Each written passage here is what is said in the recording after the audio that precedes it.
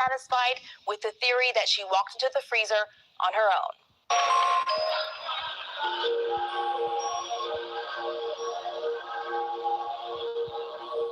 I want to see her actually walking into this freezer.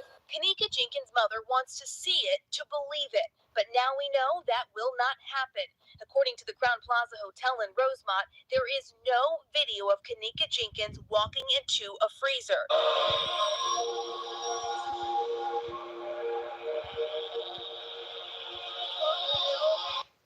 Mourners left the park and walked to the FBI Chicago office. They want the FBI to look into the case. Rosemont police released hours of video around the time Jenkins was at the hotel. Some of it shows her stumbling down a hallway and entering a kitchen, but she's not seen going into the freezer. The family believes there's a cover-up, and they want a federal investigation. Somebody in that hotel here is something to do with it. She ain't just gonna let nobody hurt her. We studied trying begging for my baby to help. The police department couldn't even help us. After they found my baby dead, they couldn't even help us.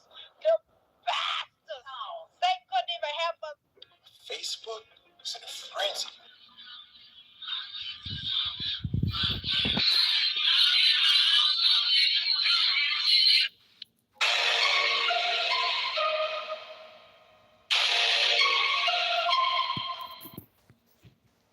Kenneka Jenkins was born on May 27th, 1998 in Chicago, Illinois, to her mother, Teresa Martin, and her father, William Jenkins. She also had a sister named Lenore Harris. They grew up on the west side in the North Lawndale area. Shout out to known for being Beyond one of and the Fame. toughest and most dangerous neighborhoods in Chicago.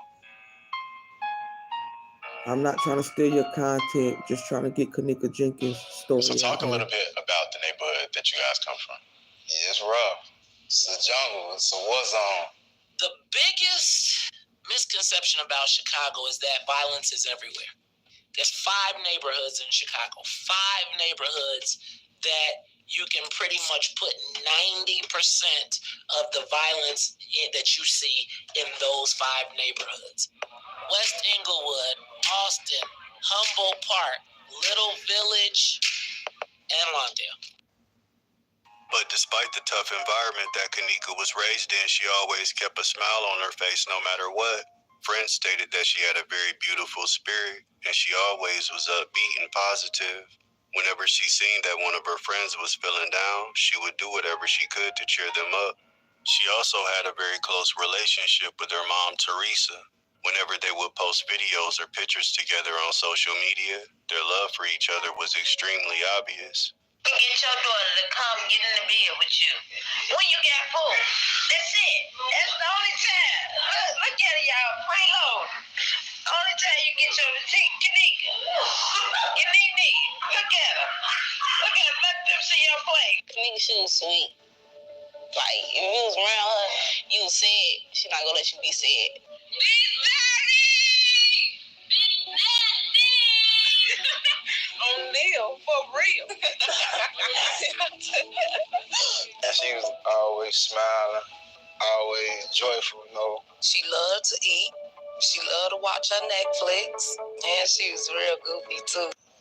That is funny. You got that. Nah, it's funny. He said, like, bro, She was full of excitement, full of joy. Man, just like the angel. Kenneka was a self-proclaimed mama's girl. She attended Boyce Academy High School in Chicago, and after graduating from school, she began holding down 2 jobs. At the age of 19, she decided to start attending nursing school. It's something that she was passionate about and had plans on making it into a career. But unfortunately, those dreams would never come to fruition, because on Friday, September 8th, 2017, at 11:30 p.m., a series of unfortunate events would occur that would cause Kenneka's life to take a very tragic turn. She met up with her friends Monifa, Bree, and Maya. Kenneka's mom allowed her to use her vehicle, and it was planned for her to be the designated driver for the night. They were headed to the suburb of Rosemont, Illinois, to the Crown Plaza Hotel.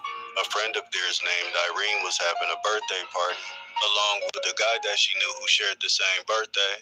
There would be multiple IG and Facebook videos with everyone in a very jovial mood, ready to party the night away.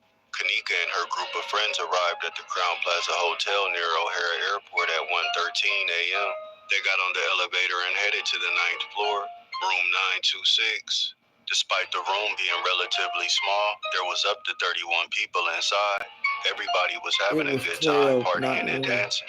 This could be verified in the IG video that was posted online that also showed Kenneka as well, and at that moment, she seemed to be sober and completely fine. At 1:30 a.m., she sent a text message to her sister Lenore, and that would be the last time that the family would ever hear from Kenneka. According to her friend Irene, she only had 1 cup of Hennessy, but she noticed when they were sitting down talking, Kenneka started to sway back and forth. She could tell that Kenneka was a little tipsy, even though when she asked her about it, she denied it. But when she got up to walk across the room, Kenneka bumped into a table and knocked over a lamp. Her friends got up to grab her to make sure that she didn't fall before she laid across the bed and dozed off. She woke up at around 3 a.m. and told her friends that she was ready to leave. Monifa and Maya were ready to go too, and they all headed out. But when they were in the hallway, Kenneka noticed that she left her keys and other belongings inside. Monifa and Maya told Kenneka to just stand in the hallway for 1 second while they went back inside to get her stuff. But when they returned to the hallway less than a minute later, there was no signs of Kenneka. She was gone. Initially, they figured that she went downstairs to the hotel lobby or just went to go use the bathroom real quick. But when they checked the bathroom, she wasn't there. And when they went to the hotel lobby, nobody had seen her. Monifa and Maya headed back upstairs to room 926. Once inside, they announced to everyone at the party that they couldn't find Kenneka. It's said by people who were there that the partygoers kind of just shrugged off the announcement, saying that we're at a hotel, how far could she really be? According to Kenneka's friend Bree, who had came to the party with the original group of girls, but decided to stay after Kenneka requested to leave, she pulled Monifa and Maya to the side and questioned them about Kenneka.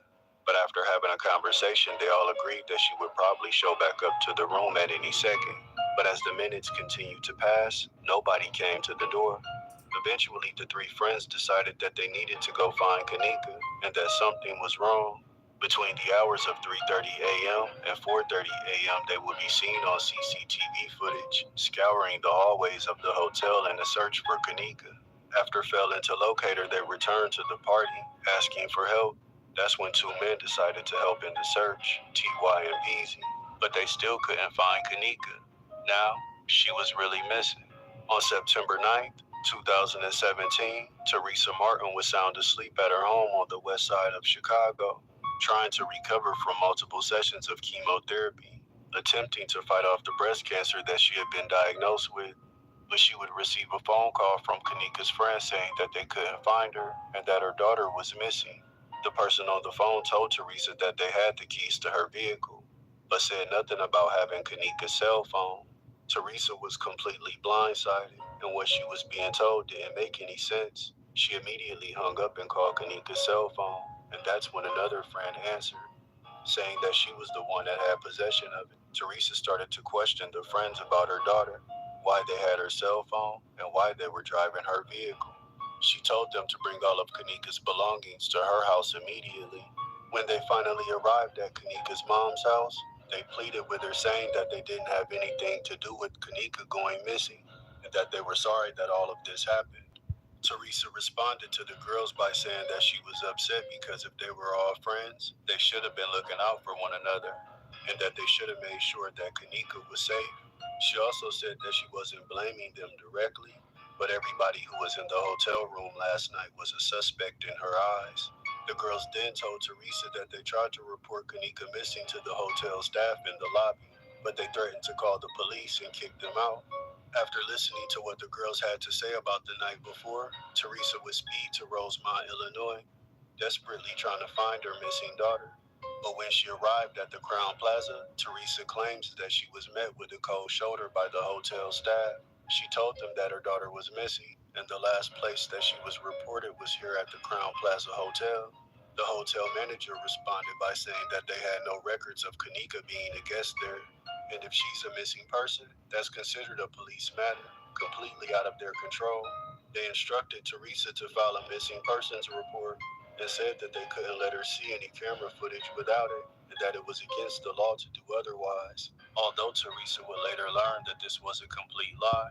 And when she contacted the Rosemont PD, she was once again met with resistance. They told her that she needed to wait longer in order to file a missing persons report because Kenneka was an adult and there's so many possibilities of things she could have done or places she could have went. 911, what's the address of your emergency? Yes, I'm at the Crown Plaza at O'Hare Airport, and I was calling because my daughter came to to a party here last night, a gathering with her friends, and now her friends, they said that they left on the front of the hotel, and she's not able to be found now. She's 19 years old. And you said that and you said the Crown Plaza at O'Hare Airport? Yes. Do you think it's possible maybe she went to one of her friends' houses, or, she's probably... No, actually, because she had my car. She was driving my car. I don't like nobody to drive my car because my insurance will not pay for no one besides her. My daughter, she was with three of her friends, but her three friends said, these kids will tell the truth. They said that they went upstairs to get her cell phone. And when they went to get her cell phone, she was standing in the lobby, in the front lobby. And then when they came back down, she wasn't there anymore. The one issue we have is not necessarily that it's an issue, but she is an adult. She is 19 years old. But what I'm saying is that, again, she's only been gone for a couple hours. I don't know, maybe she could be somewhere with one of her friends or something, because, it is only a couple hours since you hadn't seen her, correct? Or since her friends supposedly hadn't seen her? Correct. Let's say about 3 to 4 hours now. I'm so sorry, sir, but I just want to know, is it possible that maybe they can look at the cameras and see, it's because they're sending the police out here and ask them to look at the cameras and see if they've seen her on their cameras around that time?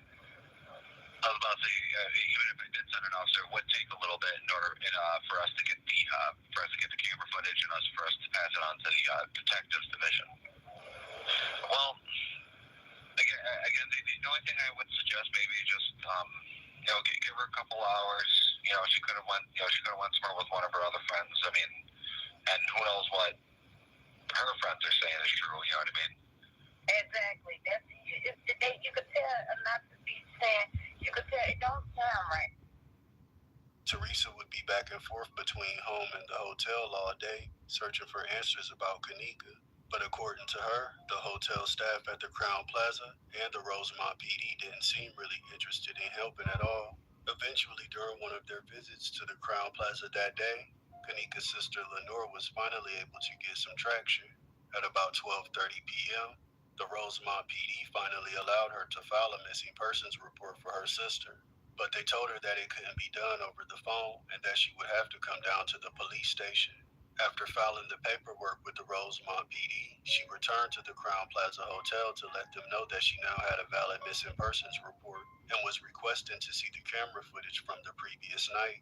But they once again told her that they wouldn't be able to assist her because she didn't have a valid missing persons report number.